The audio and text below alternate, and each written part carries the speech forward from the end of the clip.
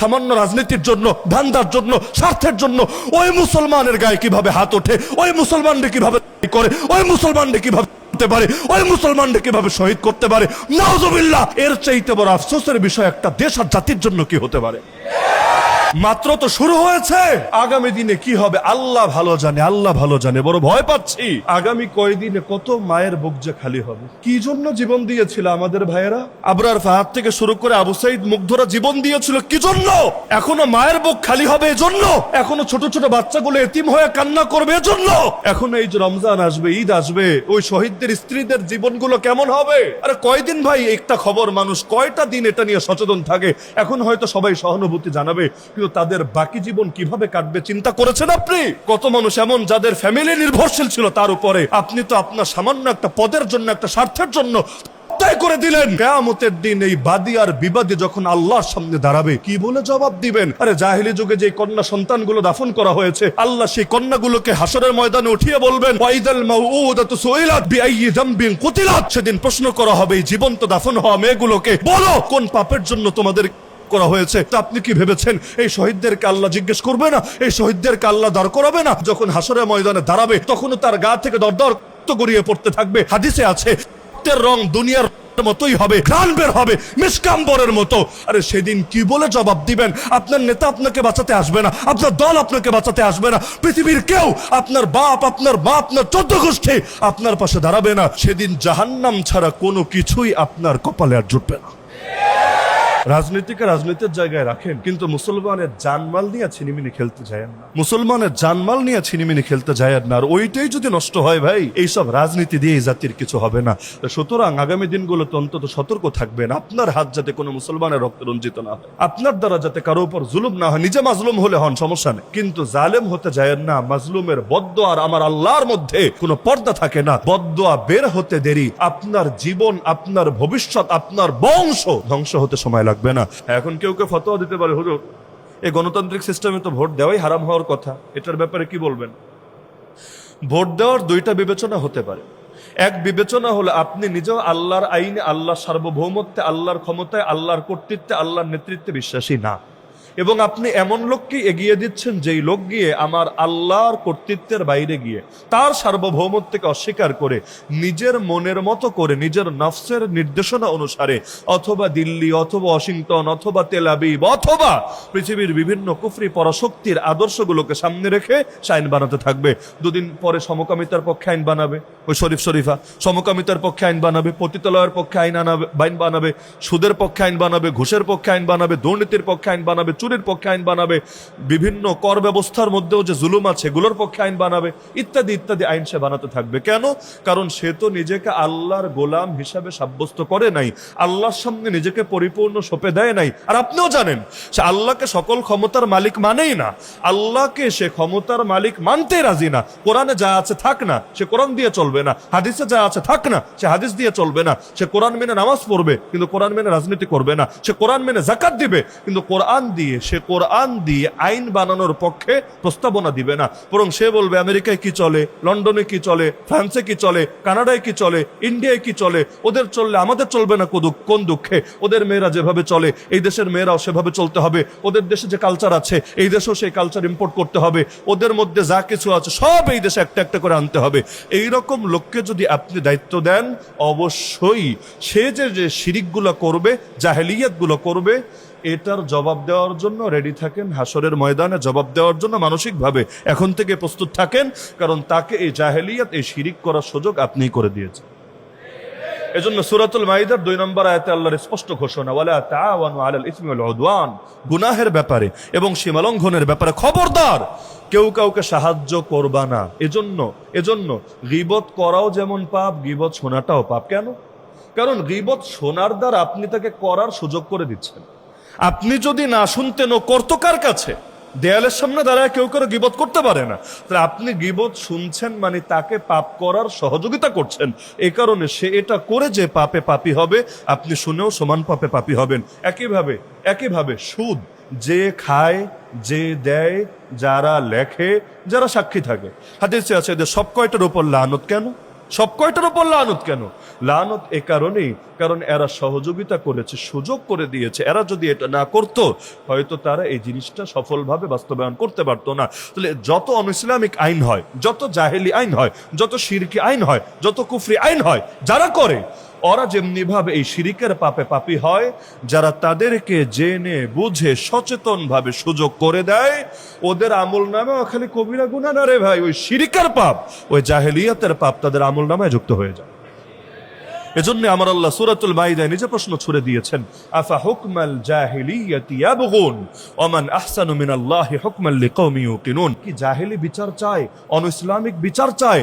আল্লাহর চাইতে, ঈমানদারদের জন্য আল্লাহর চাইতে বড় উত্তম বিচারক কে হয়? প্রশ্ন আল্লাহ নিজে ছুড়ে দিয়েছেন। তা আল্লাহর বিচারের পর অন্য বিচার লাগে না, আল্লাহর আইনের পর অন্য আইন লাগে না।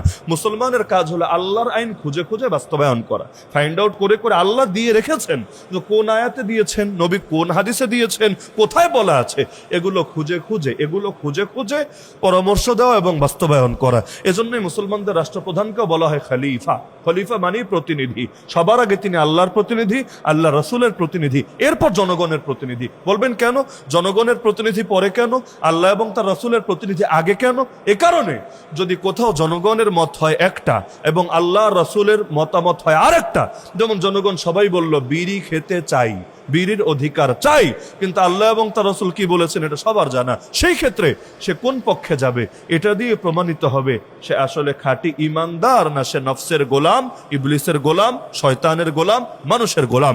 যদি সে বলে তোমরা কি চাও না চাও দেখার বিষয় না, যেটা আল্লাহ নিষিদ্ধ করে দিয়েছেন সেখানে কারো চাওয়ার আটানা পয়সা দাম দেওয়া যাবে না, ব্যাস, এজন্যই তাকে বলা হবে খলিফা, কারণ তিনি সবার আগে আল্লাহর প্রতিনিধিত্ব, আল্লাহ রসুলের প্রতিনিধিত্ব বাস্তবায়ন করেছেন। তাহলে কোন ইসলামিক আইনের পক্ষের লোক যারা আল্লাহ সার্বভৌমত্বকে মানে না, তাদেরকে ভোট দিয়ে যদি কেউ দায়িত্বে পাঠায়, শুধুমাত্র ওই যে আগে 4 পয়েন্ট বললাম, শুধু 4 পয়েন্টই না, এখানে 5 নম্বর একটা ব্যাপার আছে, সেটা হলো তিনি আগামী দিনে শিরকি আইন, জাহেলি আইন, কুফরি আইন যদি প্রণয়ন করেন, এটার পক্ষে মতামত দেন, সেখানে দাঁড়িয়ে ওই শিরিক, কুফুর, জাহেলিয়াতের দায় নেওয়ার জন্য রেডি থাকেন মানসিকভাবে। হাসরের ময়দানে আল্লাহ আপনাকে ধরবেই ধরবে। আর যদি চিত্রটা বিপরীত হয়, আপনি জানেন এই বিদ্যমান সিস্টেমে একদিনেই চাইলে পুরো কাঠামোটা চেঞ্জ করা সম্ভব না। একদিনেই চাইলে ওই যে আল্লাহ রসুলের জামানে কি হলো, প্রথমেই তো মদিনায় হিজরত করতে পাঠান নাই, কারণ মদিনা ওই সময় ইসলামের রাষ্ট্র হয় নাই। প্রথমে পাঠালেন হাবাসায়। হাবাসায় বাদশা নাজাসির কাছে গেল। কেন? নাজাসি মুসলমান ছিল না, তার দেশটা ইসলামের রাষ্ট্র ছিল, তাও না। তাহলে কেন পাঠালেন? মক্কা ইসলামিক রাষ্ট্র, হাবাসা ইসলামিক রাষ্ট্র, এক ইসলামিক রাষ্ট্র থেকে আরেক ইসলামিক রাষ্ট্রে হিজরত কেন করালেন? জবাব সিম্পল, মক্কা ইসলামিক রাষ্ট্র, তবে জুলুম চলতো। হাবাসা ইসলামিক রাষ্ট্র, তবে ইনসাফ, 100 থেকে 100 ইনসাফ ছিল। এজন্যই তো তাদেরকে ধরতে ওরা হাজির হয়েছিল হাবাসায়। নাজাসি দেয় নাই। নাজাসি বলেছে না না, এক পক্ষের কথা শুনে দিব না, আগে ওদের কথাও শুনি। যখন ওদের কথা শুনলেন, তার দিলটা এমন ভাবে জোরালো, বলল ফাজিলরা তোরা ভাগ, ওই মক্কার মুশরিকদেরকে ভাগ, দ্বিতীয়বার আর খুঁজতে আসিস না এদেরকে, নাহলে এদেরকে তো দিব না, তোদেরকে আটকায় রাখবো আমার জেলের ভেতরে। বেশ, বিদায় করে দিল। তাহলে বাদশাহ নাজাসি ইনসাফের উপর ছিল। এমনকি বাদশাহ নাজাসি পরে যখন মুসলমানও হলো, আলহামদুলিল্লাহ, এক পর্যায়ে যখন মুসলমানও হলো, মুসলমান হওয়ার পরেও তিনি কিন্তু ইসলামী রাষ্ট্র প্রতিষ্ঠা করতে পারেন নাই। ইতিহাস পড়ে দেখেন, পারেন নাই। কেন? একা মুসলমান হয়েছেন, কিন্তু পুরো রাষ্ট্রটা চেঞ্জ করতে তো তার একার কর্তৃত্ব দিয়ে হবে না। লাস্টে বিদ্রোহ হবে, তারাই মেরে ফেলবে, তাকেই ক্ষমতা থেকে সরিয়ে দিবে। তিনি চান নাই তা না, চেয়েছেন তো অবশ্যই। যে চায় না সে আবার ইমানদার হয় কিভাবে? পূর্ণাঙ্গ শরিয়া তিনি চান না, একথা দাবি করলে তারে তো আপনি মুসলমানের খাতায় রাখলেন না, বের করে দিলেন। চেয়েছেন অবশ্যই, সুযোগ পান নাই, তার আগে মৃত্যু চলে এসেছে। এমনকি মরার পর জানাজা পড়ানোর লোকও তো নেই। এজন্য আল্লাহ নবী এত দূর থেকে মদিনা শরীফ থেকে তার জানাজা পড়িয়ে দিয়েছেন, যেটাকে আমরা বলি গায়েবানা জানাজা। যদিও আসলে গায়েবানা ছিল না, ছিল হাজেরানা, কারণ নবীর মুআজিজা হিসাবে আল্লাহ মাঝখানের দূরত্ব সরিয়ে দিয়েছিলেন। তো যদিও মাঝখানে হাজার হাজার মাইলের দূরত্ব, সমস্যা নাই, আল্লাহ তাআলা গায়বী ভাবে নবীর সামনে সেটাকে রেখেছিলেন। আল্লাহ নবী জানাজা পড়িয়ে দিয়েছিলেন, কারণ জানাজা পড়ানোর মতো সেখানে লোক বিদ্যমান ছিল না। এবং আল্লাহ নবীও স্বীকৃতি দিয়েছেন আজকে একজন নেককার লোকের মৃত্যু হয়েছে, তো নবী যাকে নেককার বলেন তার ব্যাপারে মন্দ ধারণা রাখবেন কিভাবে? মাতাল ইয়াউমা রাজুলুন সালিহ, এমনকি সাহাবীদেরকে বলে দিয়েছিলেন ইস্তাগফিরু লিআখিকুম, তোমাদের ভাইটার জন্য আল্লাহর কাছে ক্ষমা চাও, আল্লাহর কাছে ইস্তেগফার করো। এরপর আল্লাহ নবী তার জানাজার নামাজ পড়ালেন। তাহলে আপনি এখন নিজে চিন্তা করেন, নাজাসী তো শরিয়া কায়েম করতে পারে নাই, নাজাশী রাষ্ট্রীয়ভাবে শরিয়া শাসন কায়েম করতে পারে নাই, তো নবী তারে তাগুত বলল না কেন, মুনাফিক বলল না কেন, জালেম বলল না কেন? এজন্যই বলে নাই, কারণ আমার আল্লাহ সাধ্যের বাইরে বোঝা চাপিয়ে দেন না, যতটুকু সাধ্যে আছে সে ব্যাপারে আবার ছাড়ও দেন না। সাধ্যের বাইরে বোঝা দেন না, লা ইউকাল্লিফুল্লাহু নাফসান ইল্লা উসাহা, সূরা বাকারার সর্বশেষ আয়াত। যতটুকু সাধ্যে আছে সে ব্যাপারে আবার ছাড়ও দেন না। সুতরাং আমাদের সাধ্যে তো এটা আছে, এমন মানুষদেরকে আমরা জনপ্রতিনিধি বানাবো যারা আল্লাহ সার্বভৌমত্বে বিশ্বাস করে, আল্লাহর আইনের পক্ষে থাকে, যারা সুদের পক্ষে কখনো যাবে না, কাদিয়ানীদের পক্ষে যাবে না, যারা দুর্নীতির পক্ষে যাবে না, যারা চুরি কারবারির পক্ষে যাবে না, মাদকের পক্ষে যাবে না, অনইসলামিক সভ্যতার পক্ষে যাবে না, ইত্যাদি ইত্যাদি যা কিছু আছে। এমনকি আগামী দিনে তো আরো বড় বড় ফিতনা আসবে। এই সমকামিতা ঢোকানোর জন্য কোটি কোটি কোটি কোটি ডলার এই দেশে নিয়মিত ব্যয় করা হচ্ছে। এমনকি আজকেই তো আমাকে একজন দেখালেন, এখানে এই বসার আগে 9 এবং 10 যে বইটা আছে, ইংলিশ ফর টুডে নাকি, ওই বইয়ের মধ্যে সমকামিতার গল্প 2025 এবং 2026 এটা রেখেছে। ওই সমকামীদের লেখা গল্প সেখানে পর্যন্ত ঢুকিয়ে ছেড়েছে। তাহলে এই ইউনূস সরকারি যে খেলা দেখাচ্ছে পশ্চিমাদের এই সমকামিতা, আগে তো শরীফে হাসিনা ঢোকাতে চেয়েছিল, সবাই আন্দোলন করেছে, আলেমরা গণহারে আন্দোলন করেছে, সাধারণ মানুষরাও প্রতিবাদ করেছে, কিন্তু এখন ডাকঢোল না পিটিয়ে চুপি চুপি ঢোকানো শুরু করেছে। আগামী দিনেও করবেন না, ভাবলেন কিভাবে? এগুলোর পেছনে কোটি কোটি ডলার ওরা ফান্ডিং করছে। সুতরাং কাউরে না কাউরে দিয়ে কয়জন না বিক্রি হয়ে থাকবে। বাজারে যেভাবে গরু বিক্রি হয়, বাজারে যেভাবে ছাগল বিক্রি হয়, আগেই তো বললাম এর চাইতে বড় কম দামে মানুষ বিক্রি হয়। তো সুতরাং আগামী দিন এই ফিতনাগুলোর মোকাবেলাও তো করা লাগবে।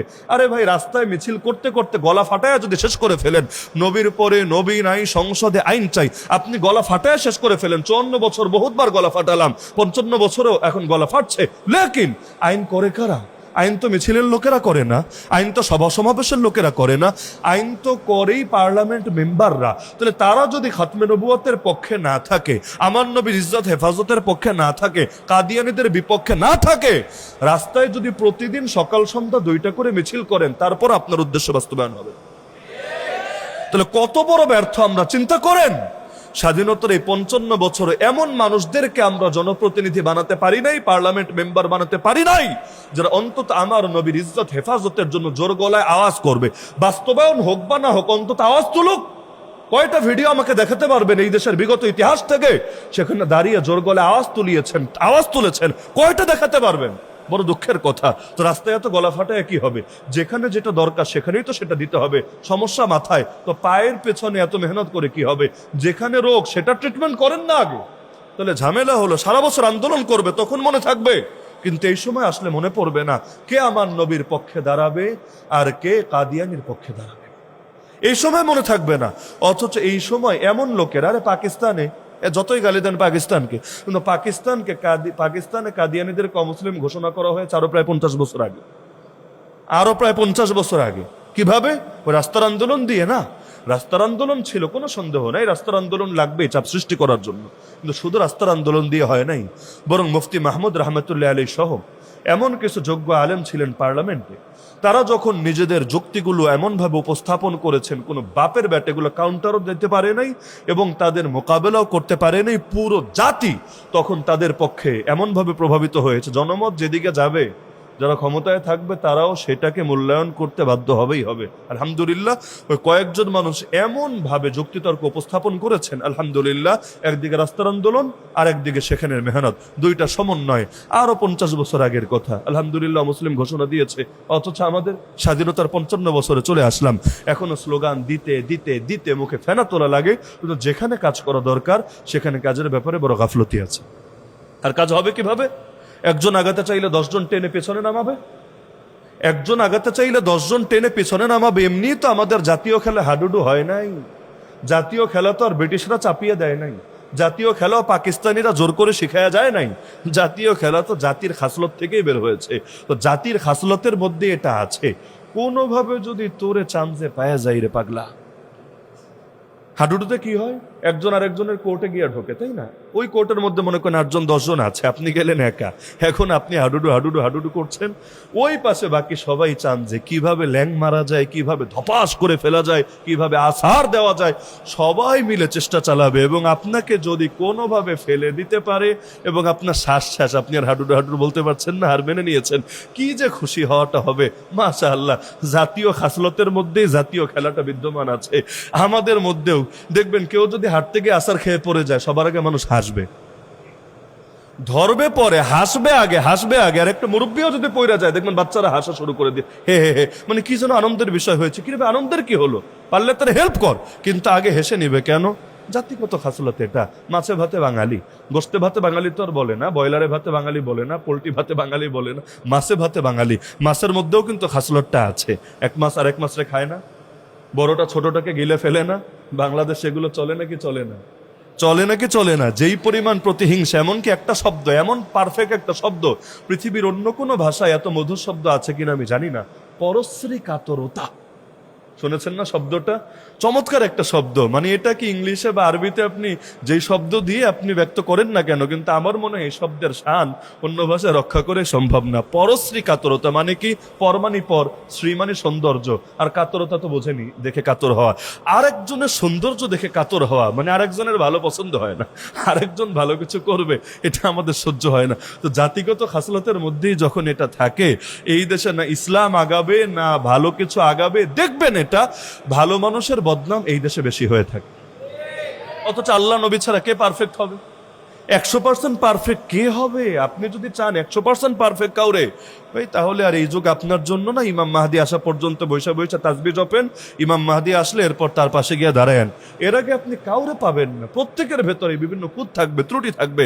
যার যেটা ভালো আছে সেটা গ্রহণের চেষ্টা করেন না, যেটা মন্দ আছে সেটা বর্জন করে যান না। কিন্তু একটা মন্দের কারণেও দেখা যাবে ওই বাকি 99টা ভালোরে এমন ভাবে ভ্যানিশ করে দিবে, মানে সারা জীবনে যেন তার এইটাই সবার, এর বাইরে আর কোনো কিছু নাই। আল্লাহ হেফাজত করুক আমাদেরকে। সুতরাং আমি মনে করি এই যে ভোটাধিকার, এটা যথাযথভাবে যতদিন প্রয়োগ না হবে ততদিন পর্যন্ত জাতির মুক্তি সুদূর পরাহত থাকবে।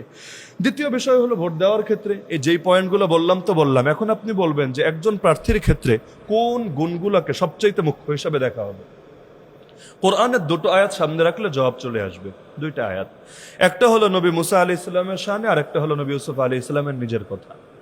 নবী মুসা আলী ইসলামের শানের ঘটনাটা কম বেশি সবাই জানেন। ওই যে হিজরত করে যখন শোয়েব নবীর দেশে গেলেন, মেয়েরা পানি নিতে পারছিল না, তিনি একটু হেল্প করলেন, পানি উঠায় দিলেন। এরপর মেয়ে গিয়ে বাপের কাছে সুপারিশ করলো যে এই মানুষটাকে আপনার বাসা শ্রমিক হিসাবে রেখে দেন, ইস্তাজিরহু। কেন? নবী মুসাকে কেন তার বাসায় কাজের সুযোগ দিবে, এই যে গুণটা বলেছে কোরআনে আল্লাহ উল্লেখ করে দিয়েছেন। মেয়েরা বলল, ইন্না খায়রা মান ইস্তাজারতাল কাউইয়ুল আমিন। আপনি যাদেরকেই দায়িত্ব দেন না কেন, এই দায়িত্বের ক্ষেত্রে সবচাইতে উত্তম তো সে হবে যার ভেতরে দুইটা গুণ আছে।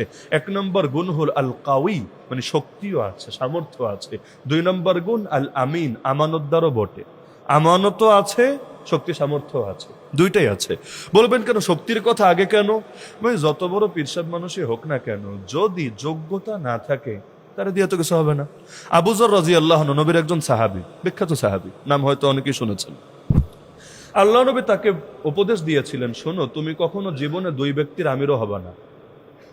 সবার আমির হওয়া, সবার নেতা হওয়া দূরের কথা, তুমি কখনো 2 ব্যক্তির আমিরও হবা না। আপনি বলবেন কেন, সাহাবীর কি বুজুর্গই ছিল না? আরে ভাই, দুনিয়া সব বুজুর্গ করে এক পাল্লে উঠালেও আবু যর রাদিয়াল্লাহু আনহু পায়ের ধুলা সমান হবে না। তা নবী তাকে নেতা হতে না করলেন কেন? কারণ নেতৃত্ব সবাইকে দিয়ে হয় না। নেতৃত্ব সবাইকে দিয়ে হয় না, নেতৃত্ব ভিন্ন একটা যোগ্যতা, ভিন্ন যোগ্যতা। এজন্য আপনি কোরআন খুললে সূরা বাকারায় দেখবেন তালুত আর জালুতের গল্প আছে। তালুত আর জালুতের গল্প। নবীকে গিয়ে তার জাতির লোকরা বলল, নবীকে গিয়ে, ইবআস লানা মালিকান নুকাতিল ফি সাবিলিল্লাহ, আমাদেরকে একজন নেতা দেন, একজন বাদশা দেন, একজন আমির দেন, আমরা যার অধীনে আল্লাহর পথে জিহাদ করব।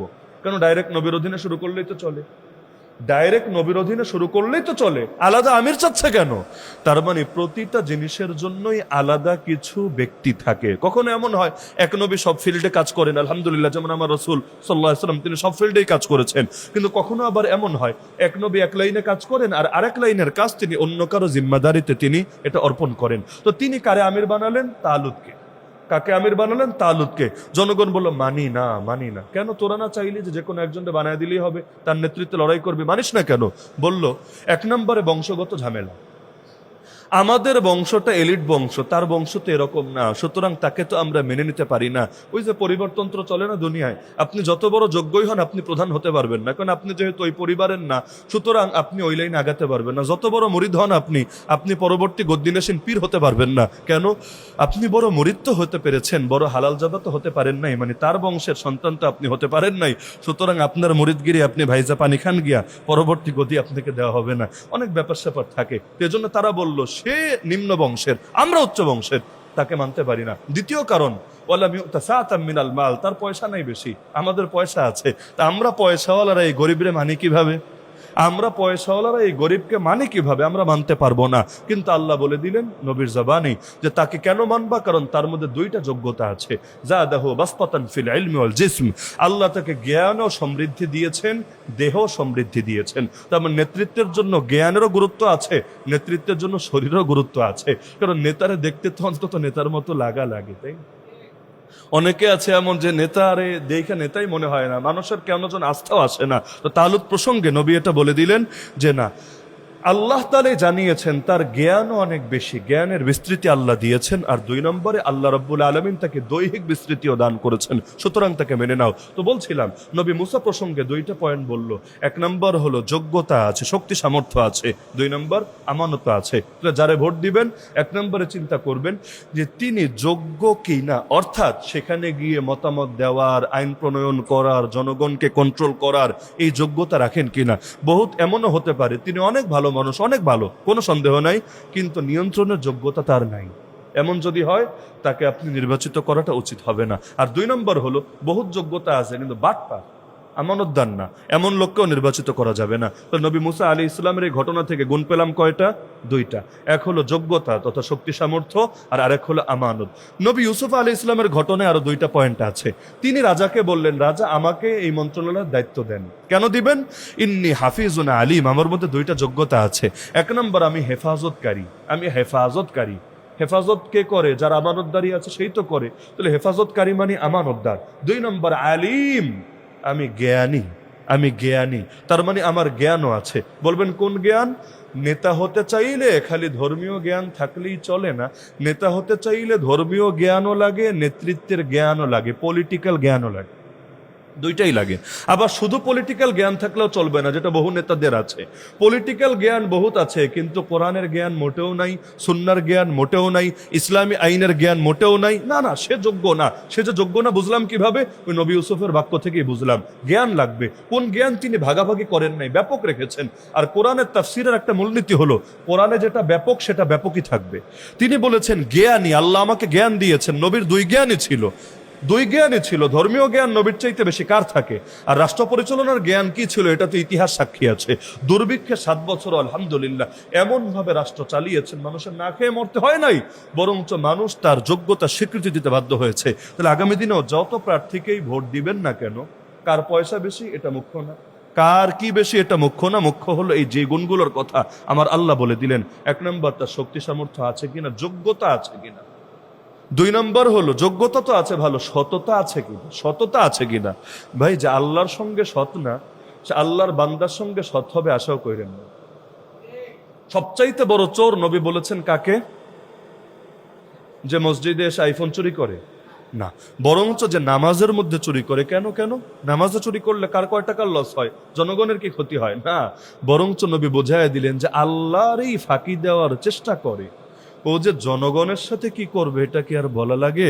এজন্য ওমর রাদিয়াল্লাহু আনহু আটার বস্তাটা কিন্তু নিজের পিঠেই নিয়েছিলেন, গোলামের পিঠে দেন নাই। কারণ কিয়ামতের দিন প্রশ্নটা তো আল্লাহ আমাকে করবে, গোলাম তোরে তো করবে না, তুই তো খলিফা না, আমি যেহেতু খলিফা প্রশ্নটা আমাকেই করবে, সুতরাং আমার পিঠেই এটা নিতে দে। তো আল্লাহর সঙ্গে যারা সৎ তারা আল্লাহর বান্দার সঙ্গেও সৎ হবে। এজন্য তো ওমর বলেছিলেন, ফুরাত নদীর তীরে একটা কুত্তাও যদি না খেয়ে মরে, আমি মনে করি আল্লাহর কাছে এর জন্য আমাকে জবাবদিহি করতে হবে। একটা কুত্তা নিয়ে পর্যন্ত এই বাক্য যিনি বলতে পারেন, আজকে জনগণ মানুষ নিয়ে তো পর্যন্ত এই বাক্য বলতে পারে না। আরে আপনি ভাবতে পারেন, যেখানে হাদিসে আছে লা জাওয়ালুদ দুনিয়া আহওয়ানু আলাল্লাহি মিন কতলি রাজুলিন মুসলিম, গোটা দুনিয়া ধ্বংস হয়ে যাওয়া আমার আল্লাহর কাছে এর চাইতে বড় হালকা, এর চাইতে বড় তুচ্ছ যে একজন মুসলমান হত্যা করা হবে। আল্লাহ কোরআনে বলেন একজন মুসলমানকে যে অন্যায়ভাবে মারলো, আরে একজন মানুষকে যে অন্যায়ভাবে মারলো, সে একজন না, সে গোটা মানুষকে মারার দায় তার কাছে চলে আসলো।